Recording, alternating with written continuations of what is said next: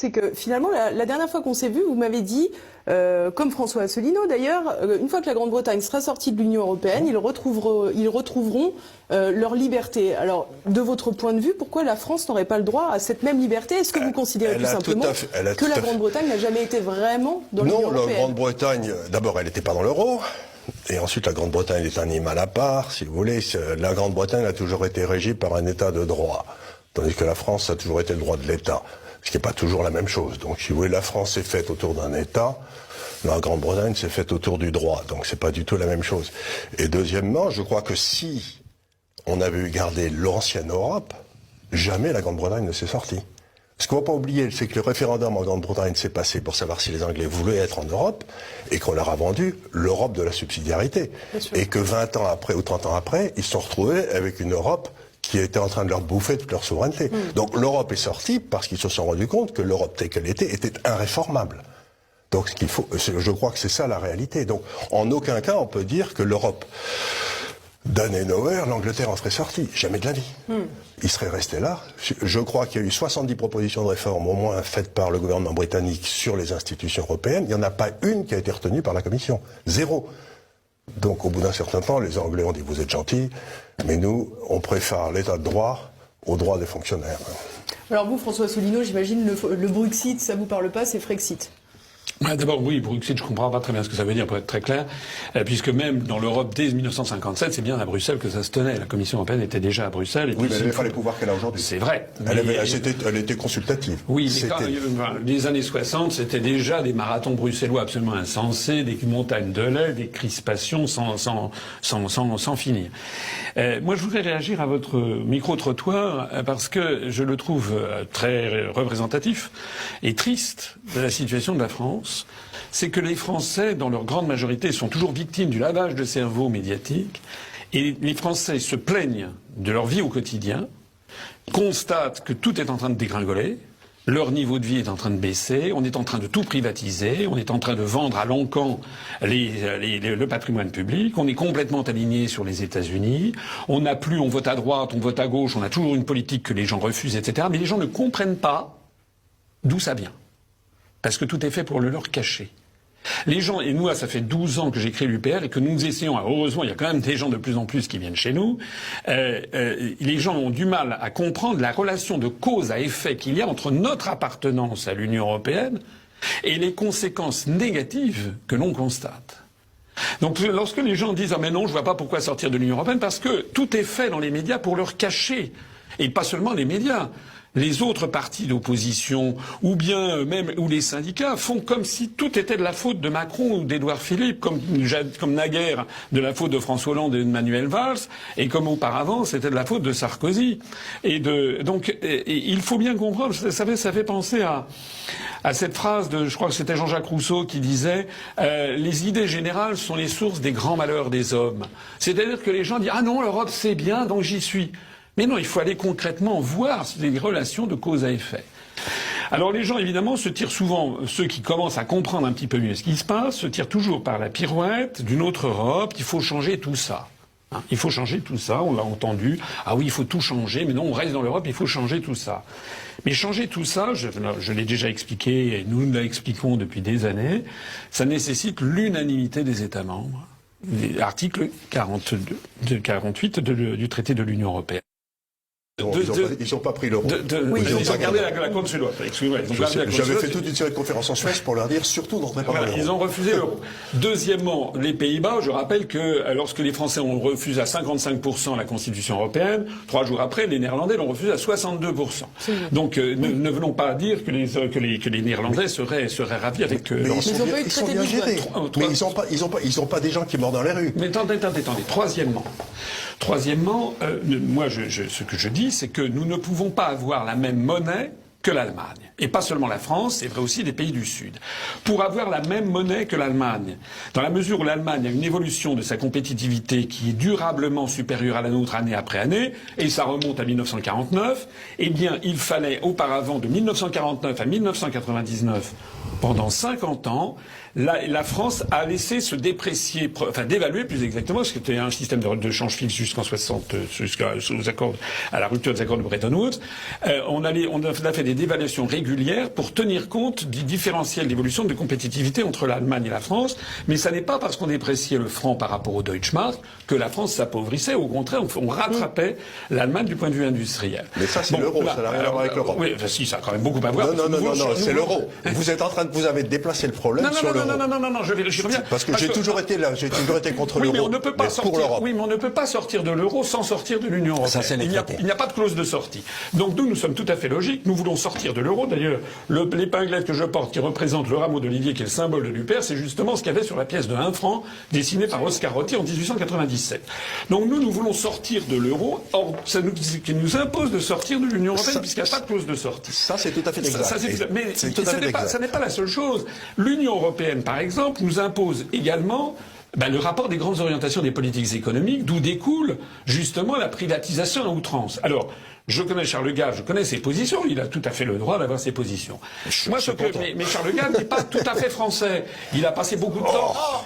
C'est l'élite mondialiste. Écoutez, mon père a été condamné à mort par un tribunal militaire qui était présidé par Delade de Tassigny parce qu'il était gaulliste en 41-42. Alors qu'il n'y en avait pas beaucoup. Donc, dire que je suis pas français, il y a eu je suis parti en Angleterre parce que je voulais pas vivre dans un pays où il y avait des communistes, et j'ai suivi en cela l'exemple de Gaulle, de Talleyrand, de Louis-Philippe, de toutes ces grands Français qui ont été en Angleterre parce que leur pays leur payait plus. Mais ça n'a rien à voir. Donc il a beaucoup vécu en Angleterre. C'est tout à fait, on est amis. Et il a un esprit quand même un peu anglo-saxon, libéral. Il a tout à fait le droit. Moi, je pense que la France, c'est différent. Relisez les livres d'Emmanuel Todd. On a en France une anthropologie sociale. On est en France, du point de vue anthropologique, nous ne sommes pas comme les Anglais, comme les Anglo-Saxons. En France, c'est un peuple fondamentalement égalitariste. C'est un peuple qui a besoin d'un État régulateur. Vous savez qu'en 1900, il y avait les prélèvements obligatoires aux États-Unis, c'était 7%. Et en France, c'était déjà 19%. Alors évidemment, on est passé de 19%, mais ça veut dire que c'est très ancien. On pourrait faire remonter ça, par exemple, à Charles VII et Colbert, Charles VII et Jacques Coeur à Bourges, ou bien Louis XIV et Colbert. Il y a en France que partout ailleurs dans le monde. Donc encore une fois, ce que nous faisons, si vous voulez, c'est qu'en décourageant tous ceux qui ont l'esprit d'entreprise, c'est-à-dire les entrepreneurs, par cette mainmise extraordinaire. Et ne me dites pas que ça ne s'est pas passé de façon extraordinaire. Quand Pompidou disait « cessez d'emmerder les Français », quand De Gaulle s'appuyait sur les analyses de Rueff, qui était un bon libéral, c'était pour libérer les Français de l'entreprise étatique. Donc quand vous me dites que l'État français n'est pas un problème, la taille de l'État français, aujourd'hui, je soutiens que l'État français n'a aucune idée de ses missions. Il ne fait pas ce qu'il devrait faire, c'est-à-dire les fonctions régaliennes, c'est-à-dire qu'aujourd'hui, vous avez une incivilité. Aujourd'hui, je crois qu'on a vu que dans le 16e, par exemple, les délits sur les personnes ont augmenté de 18% depuis un an. C'est-à-dire que la police n'est plus faite nulle part. L'éducation, c'est un désastre. C'est devenu une fabrique de crétins. Et ça n'a rien à voir avec l'Europe, hein. Je pense ça a tout à voir avec le modèle américain, mais je vais répondre. Non, ça n'a rien à voir avec le modèle américain, parce que le modèle américain est complètement différent. Les universités américaines, que je connais bien, puisque j'y ai été, les universités américaines sont extraordinairement concurrentielles. Et aux États-Unis, vous avez maintenant des tas d'endroits où on donne ce qu'on appelle des vouchers, c'est-à-dire que le système syndicaliste américain a créé, comme en France, des fabriques de crétins. Et ce qui se passe, c'est que maintenant, en Floride, dans le Michigan, vous donnez un ticket par enfant, et c'est la famille qui choisit l'école de son choix. Et du coup, aujourd'hui, l'éducation française est faite par les syndicats, au bénéfice des syndicats, et les enfants, ils s'en contrefoutent. Donc ce que j'essaie de dire, c'est très bien d'arrêter de dire du mal de l'Europe, mais il faudrait d'abord que l'État fasse son boulot. À 56%, il fait pas son travail. Il fait rien de son travail. La défense nationale, on n'en a plus. L'armée, vous pouvez pas. Le corps, les gens qui peuvent combattre en France aujourd'hui, je suis d'une famille d'officiers, ça remplit pas le stade de Saint-Denis. Il y a moins de 80 000 personnes. Attendez, j'ai pas fini. Et donc, ils font pas. La diplomatie, on n'en a plus. L'armée, on n'en a plus. La police, on n'en a plus. L'éducation nationale, c'est un désastre. Et vous me dites que le problème, c'est l'Europe.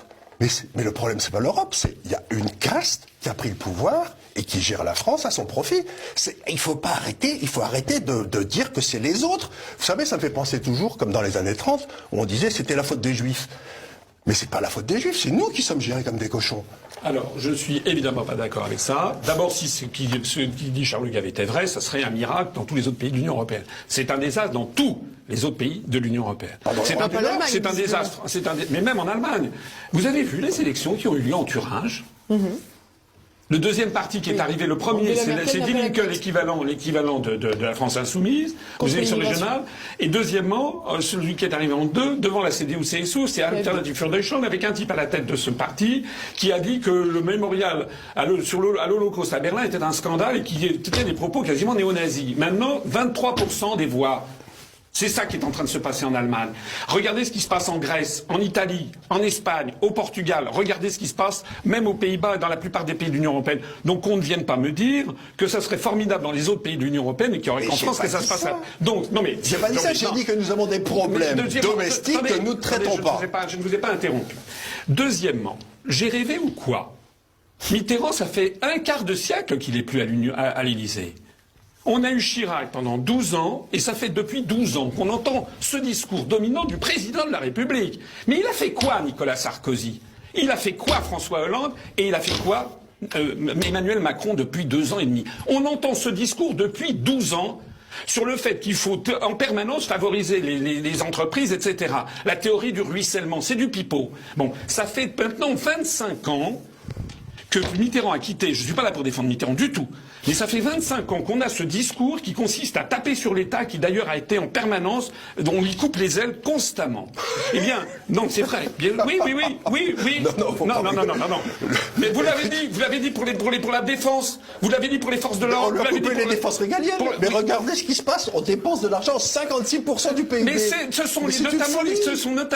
sont notamment les collectivités locales qui nous coûtent beaucoup d'argent, dans le cadre de la politique des eurorégions, puisque par ailleurs, l'idée qui se cache derrière, c'est de démanteler la France en ayant des sous-entités étatiques. Mais moi, ce que je voudrais dire... Mais je ne suis pas contre l'État. Je suis contre un État qui ne fait pas son travail. Charles, laissez-moi parler. Mais vous avez beaucoup parlé, j'ai assez peu parlé. C'est pas vrai, vous l'avez. Depuis 12 ans, depuis 25 ans, Chirac, Sarkozy, Hollande, Macron, ils se heurtent à quoi? Ils se heurtent à la France, à la société française. Ils ont les gilets jaunes, et d'ailleurs ça va redémarrer le 17 novembre, parce que vous avez vu ce qui se passe. Ce qui se passe, c'est que maintenant il y a des nouvelles directives là, à Pôle emploi. Les employés de Pôle emploi disent qu'on risque d'avoir 1 500 000 pauvres supplémentaires si on applique les directives. Vous avez vu qu'il va y avoir des grèves générales parce qu'on est en train de s'attaquer au transport. Vous avez vu que Macron est en train de mettre à feu et à sang tous les retraités français parce qu'il applique les directives de Bruxelles. Eh bien, ce que je peux vous dire, c'est que vous, Charles Gave, si demain vous étiez à l'Élysée et que vous appliquiez vos trucs, au bout de 3 semaines, vous avez 10 millions de personnes dans la rue. C'est ça la chose que je ferai, c'est que je demanderai un audit des dépenses de l'État. Parce que je voudrais bien savoir comment on se débrouille pour perdre 56% et que j'ai pas la moindre idée de là où on passe. Les 56%, ce n'est pas l'État, ça suffit. Les prélèvements obligatoires qui vont à l'État ont plutôt baissé au cours des dernières années. Le régalien, c'est vrai. Ce sont les collectivités locales. Et la Sécu. Ce sont les collectivités locales. Et puis également, il faudrait aussi, puisqu'on en est à parler des entreprises, parler aussi, de toute la fraude fiscale qui est évaluée à 120 milliards d'euros. Oui, ça c'est du pipeau. Ça c'est du pipeau complet, ça. Mais je vais vous dire simplement un truc tout simple. Vous prenez les marges brutes d'autofinancement qui sont calculées par l'INSEE. Des entreprises. C'est-à-dire, grosso modo, combien il y a de cash qui rentre dans une entreprise, combien de cash en sort, et ce qui reste au milieu. Vous voyez, c'est la marge brute d'autofinancement. C'est un mot un peu barbare. Eh ben, elle est le quart de ce qu'elle est en Hollande, elle est la moitié de ce qu'elle est en Angleterre, et elle est à peu près les 2 tiers de ce qu'elle est en Italie. C'est-à-dire qu'en France, être un entrepreneur, tout est fait en France pour les grandes entreprises, celles du CAC 40, et rien n'est fait pour les petites entreprises. Donc ce que j'essaye de dire, c'est quelque chose de tout simple. Si vous regardez qui crée des emplois, qui crée de la richesse, 90% des emplois sont créés par des entreprises de moins de 10 personnes. Ça, c'est vrai. Et ces entreprises de 10 personnes sont massacrées. Moi, j'ai créé toute une série d'entreprises en France. Je commence à recevoir des papiers pour payer ceci, pour payer cela. J'ai pas trouvé le premier client. En Russie, où M. Poutine n'est pas plus bête que mal élevé, ce qu'il a fait, c'est qu'il a dit si une entreprise se crée, pendant 3 ans, le fisc, personne n'a le droit de rien lui demander. Le seul but d'une entreprise qui se crée, c'est de trouver des clients, de faire rentrer du pognon. Au bout de 3 ans, on va les voir. Moi, je paye. J'ai lancé 2 entreprises récemment en France, ce qui fait de moi un cas social. Parce qu'il faut être fou pour créer une entreprise en France. Et donc, je me retrouve à payer des trucs alors que j'ai pas rentré le premier sou. Eh bien, je trouve, si vous voulez, que tout est fait en France pour les grandes entreprises et qu'on massacre les petites avec une rapidité qui dépasse l'entendement. Donc, encore une fois, et ces entreprises sont gérées par qui? Par les mêmes. Tous ceux qui sont au gouvernement, vous avez qu'à voir, ils ont exactement le même profil de formation que ceux qui sont dans les entreprises. Et ils passent de l'un à l'autre avec une rapidité qui est tout à fait remarquable. Et vous avez qu'à voir les personnels dirigeants des banques qui sont dans un état de faillite totale, ils viennent tous du même corps. Vous avez qu'à voir. Donc encore une fois, la prégnance de l'État en France est complètement anormale. Et ce que j'essaye de dire, c'est assez simple. On va conclure, Charles Gave. Oui. Si vous voulez, la solution est toute simple. C'est que prenez par exemple en Suède, qu'est-ce qu'ils ont fait? Ils ont dit, on a un problème avec l'éducation. Ils avaient une éducation très mauvaise. Après avoir été très bonne. Ils ont dit, ce qu'on va faire, c'est qu'on va laisser chaque famille créer une école. Et les écoles, dès qu'il y a 7 familles, à ce moment-là, on donne un ticket pour chaque famille de l'école. Et à ce moment, des tas d'écoles se sont créées, elles se sont créées dans des endroits, et là où il y a eu des bonnes écoles, l'immobilier est monté énormément. Pourquoi croyez-vous que l'immobilier est cher dans le 16e? C'est parce qu'il y a là qu'il y a les bonnes écoles. Hein. Et donc, grosso modo, vous avez sorti de l'État. Ils ont posé 3 questions. Ils ont fait 3 ans de... Ils ont posé 3 questions. Est-ce que tous les enfants doivent être bien éduqués? Oui. Est-ce que ça doit être payé par les impôts? Oui. Est-ce que ça doit être fait par des fonctionnaires d'État? Non. Et ça a complètement bouleversé la Suède. Et c'est pour ça que la Suède connaît les succès qu'on connaît, auxquels je sais puisque j'ai une grande partie de ma famille en Suède. Donc, encore une fois, si vous voulez, c'est un système. Il faut que l'État revienne à ses missions régaliennes, qui s'occupe d'allouer les ressources rares que sont les impôts vers la défense, vers l'éducation, parce qu'il paye l'éducation. Mais l'État n'a pas à se préoccuper de choses qui n'ont aucun intérêt, quoi. Qui ne sont pas son ressort. Monsieur Asselineau, aussi pour conclure peut-être. Alors, plusieurs choses. D'abord, je suis d'accord avec Charles Gave sur un point, c'est qu'en France, on n'a pas assez le souci des petites entreprises et des créateurs d'entreprises. Ça, c'est tout à fait exact. Il faudrait même aider les start-up, on pourrait les aider bien davantage. Il faudrait avoir toute une réflexion sur les URSSAF, notamment arrêter que les artisans, parce que c'est vrai que 90% des emplois sont créés essentiellement par l'artisanat. Il faudrait vraiment alléger profondément les procédures concernant l'URSSAF, par exemple, qui pèsent sur les petites entreprises. Ça, je suis d'accord, tout à fait d'accord avec ça.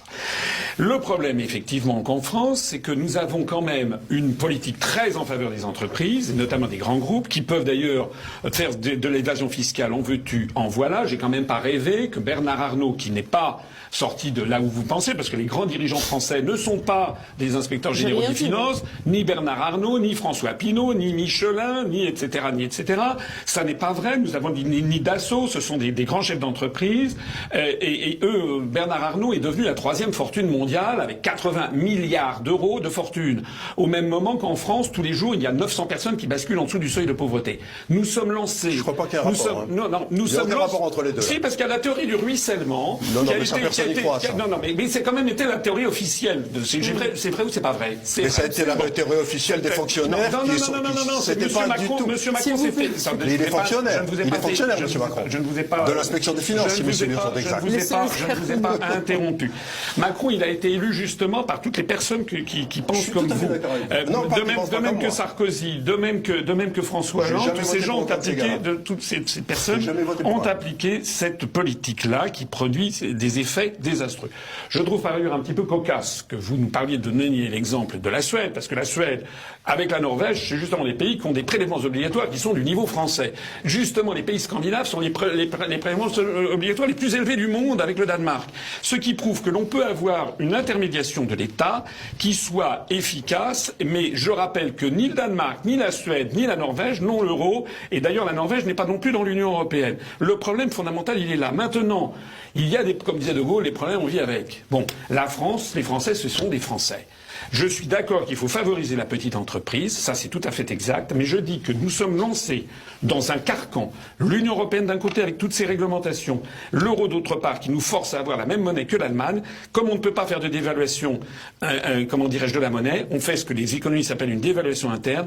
Écoutez, que toutes les personnes qui m'écoutent mesurent bien que tant qu'on reste dans ce truc, les Français, la France, les classes moyennes vont continuer à perdre du pouvoir d'achat et les classes populaires vont verser dans la misère. Eh ben ça, je vous donne rendez-vous dans les années qui viennent. On va vers une explosion générale dont les Gilets jaunes n'ont été que les prémices. Voilà. Ça sera le mot de la fin pour vous. Merci beaucoup, Monsieur Asselineau. Monsieur Gave, si vous voulez conclure, 1 minute à peine. 1 minute à peine, mais je vais vous dire une chose toute simple, si vous voulez, c'est que l'Allemagne va sauter. Et je vais essayer de vous expliquer rapidement pourquoi. Parce que comme ils sont maintenus artificiellement dans une monnaie qui était trop basse, ils se sont collés dans toutes les industries dont plus personne n'a besoin, comme par exemple la bagnole. Et dans l'espace des 10 ans qui viennent, plus personne n'aura besoin de voiture. Vous appellerez une voiture par un système qui viendra la chercher, vous déposer ailleurs. Donc l'Allemagne, nous avons souffert depuis 15 ans à cause de l'euro. Et c'est l'Allemagne maintenant qui va sauter. Et c'est pas du tout l'euro. L'euro va sauter, bien entendu, mais maintenant, l'Allemagne, la France, l'Italie ont bouffé leur pain noir, et c'est maintenant l'Allemagne qui va se retrouver dans une situation épouvantable, parce qu'ils en sont dans tous les mauvais produits, avec ils sont dans tous les mauvais secteurs, parce qu'on les a maintenus artificiellement, à cause d'une monnaie sous-évaluée, à des endroits où ils seraient jamais restés par eux-mêmes. Donc, s'imaginer que l'Allemagne va continuer à être le gagnant est une erreur stratégique monstrueuse. L'Allemagne est le prochain grand perdant de la zone euro.